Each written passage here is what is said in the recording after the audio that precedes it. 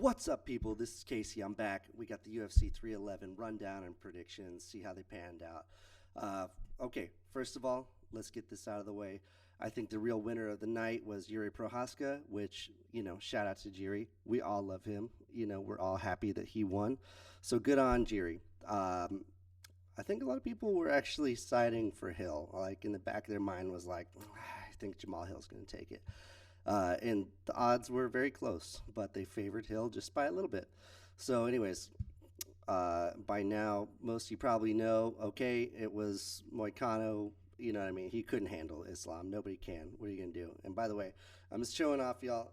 Right now, I'm in the Shadow hoodie because I'm literally Shadow. I'm literally Shadow the Hedgehog. Okay? That's who I am, people. I'm literally Vegeta. I'm literally Shadow.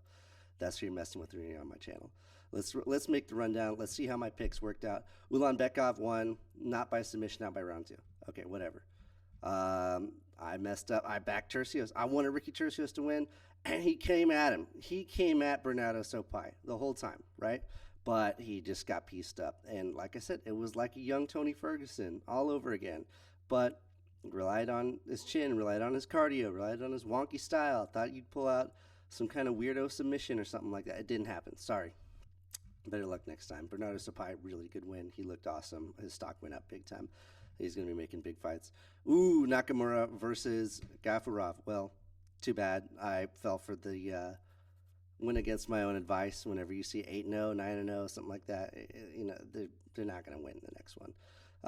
Gafurov, he actually had a really good fight. He really took it to Nakamura. So, hey, Nakamura and DC and Rogan and the whole crew were just saying, like, Nakamura's not doing his wrestling. He's not doing the stuff that's going to get him to win. So, whatever. He messed up on that. Eileen Perez, by decision. I knew that was coming. Easy. Grant Dawson, by decision. I told you, look, submission artist going against a guy that's never lost by submission. And listen, Diego Ferreira, at 40 years old, 11 years in the UFC, that was brutal, okay? I mean, just to see this guy's coming along. It was a good fight, though. But age is not catching up with him too badly, but I think it was pretty easy call for Dawson there. Billy Elikana versus Bogdan Guskov. I don't know, they're pronouncing his name very correctly. But Billy Elikana, I thought he was actually doing a little bit better than I thought he would. I thought this was going to be a flat-out knockout. But Guskov pulled out the submission. He did great, and Elikana was grappling him. And in round one, it's like he had it. Guskov almost had the submission in the end of round one. It was almost like when Zhang Weili fought the other Chinese fighter, and she choked her out at the end of the first round. Well, this wasn't quite there, but it was pretty close. But good on Guskov. This one I totally blew it on. Zach Reese, nope. He was doing okay, but I mean, Bekwev absolutely flatlined him. There's really nothing to say there. I mean, hey, that was a good win. He colded him. He sent him to the Shadow Realm. He hemed him. He is in the Ghost Club. Shout out to Mojahed Fudailat. Okay, Raoni Barcelos absolutely smudged and fraud checked Payton Talbot. Sorry, buddy. I thought we were going to get the scene from Kids where he's going to pull out the skateboard and just I thought we were going to get that. It didn't happen. Sorry. Well, and everybody's saying Talbot was like a 10-7 round. And here we go. I messed this one up. I knew RDR was going to get a submission against Kevin Holland. Kevin Holland, look, I'm going to do the meme review of UFC 311 coming up. For right now, some people are more on the jump with that, and some people are making memes and posting it Insta and all that. And I do mean Insta because I wasn't on TikTok before, but it's not here today, so sorry. Yeah, RDR, he locked that in round one. Kevin Holland, man, sorry, hype's over. I don't even know if you're going to be a gatekeeper anymore. Well, let's see what happens in the next fight. RDR, on to big things. Sergey Spivak. Great fighter. Love to fight him. And I've even got my Tom Aspinall Robin Hood beard going on anyway right now. This was counter to what I thought was going to happen. Yes, Almeida won. I picked that correctly, but he he started throwing them things. It was no joke. And Sergey Spivak took the grappling to him. So it was like everybody played musical chairs on their style. But all right, whatever. Great fighter. Jailton Almeida, great fighter. Getting a little bit Paul McCartney in there with my Tom Aspinall. Jamal Hill, you got caught. No, I got caught. That's the difference. I got caught. You got dominated. Well, this is the fight of the night. This was awesome. Merab won fight of the night, and then Jiri won performance of the night, and that's well deserved. It was a back and forth fight, both wearing damage. Jiri, he still fought like hands down the Kyokushin karate style, which we all love. It was really cool. I thought it was great.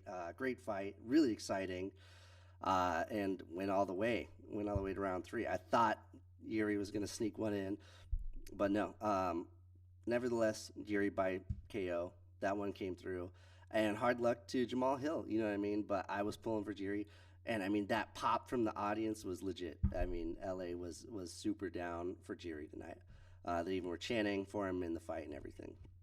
Okay, what did I tell you? I was wrong. I know you see the green check marks, but I was wrong about this. I thought it was gonna be a robbery decision for Merab, and the only person who thought that Umar won was Chael Sonnen on the after show. That's a real thing. Okay, guys. Umar Nurmagomedov. And listen, I'm capping right there. That's bad. I'll do my Chael later on. I got to work on that. But that's bedtime's Chael impression. I can't rip everything off from bedtime. But yeah, Merab. This is the real victory for Merab, is that he won the crowd over for once. He won the audience over. So good on him, because he legitimately did like Smash Bros taunts for the last 30 seconds of the fight. He did the Luigi, like, he was doing like Captain Falco dancing, Captain Falcon. He was doing Fortnite emotes. He did it all. He was tagging in Counter-Strike. He did every like extraneous thing. But it was good. It was a really good fight. So I think everybody was excited. It wasn't a boring, like, yes, Merab shot a million times and couldn't do it, and no surprise with the Dagestani. But by round 4, it's like he was pressuring him, he's throwing the striking, and I mean, he just like, his striking is like cat style kung fu or something, like just. But I will admit that Merab was getting like connecting well on the breaks from clinches and from takedown attempts and stuff like that. And there were a few like inside leg kicks he was hitting that I thought were actually paying off. But Umar was actually, his striking was very nice. His kicks, head kicks at distance, and then once Merab like closed distance, he was able to get in like Mike Tyson style. So that was fantastic. Great fight. And last one, this is the one where I really blew it, and that was, you know what? Look, I had to be troll tier contrarian take about picking against Dagestanis. You know what I mean? Like, yeah, what do you expect to happen? Of course they're not going to win, but I mean, I love a Hail Mary. I love an underdog. I love coming in and just making it happen against all odds. And here's the thing. When Moicano was walking out to All Eyes on Me by Tupac, I'm like, oh my God, he aura victory right away. Coming out to Tupac in LA, and then like, Islam is going to walk out to like drums and like samples of goats being played or whatever they walk out to from Dagestan. But I mean, what are you going to do? Islam, he's pretty much goated at this point. And, we can always just say, well, he fought this guy in short notice. Oh, yeah, okay, he's the GOAT because he beat Bobby Green at 165 on like 6 days' notice. He fought Volk, a 145er on 5 days' notice, or 2 weeks' notice, or whatever it was, when Oliveira got his eye cut. You know what I mean? Like, yes, we could pick at every little thing, but let's look at it for real. Like, who Arman, yeah, like he's kind of the last guy in the division that might pose a threat, and we don't know. We know how he did against Charles, and this is at the hazard of doing MMA math, right? Like, oh, okay, well, Islam smudged Charles, and then Arman took him to a decision. Like, yeah, I mean, whatever. We're not going to go too far with that. But that is the roundup right here. So I got, what is this? 8 out of 13 winners, 3 perfect decisions. That's 520 points. I don't know what that means. But as we go along, we'll keep racking them up and we'll see how that goes. But I'm sure 8 out of 13, that's not too bad. That's over half. That's over 50%. And I mean, in baseball, you need to bat 300 to be great. So, all right, signing off. Peace.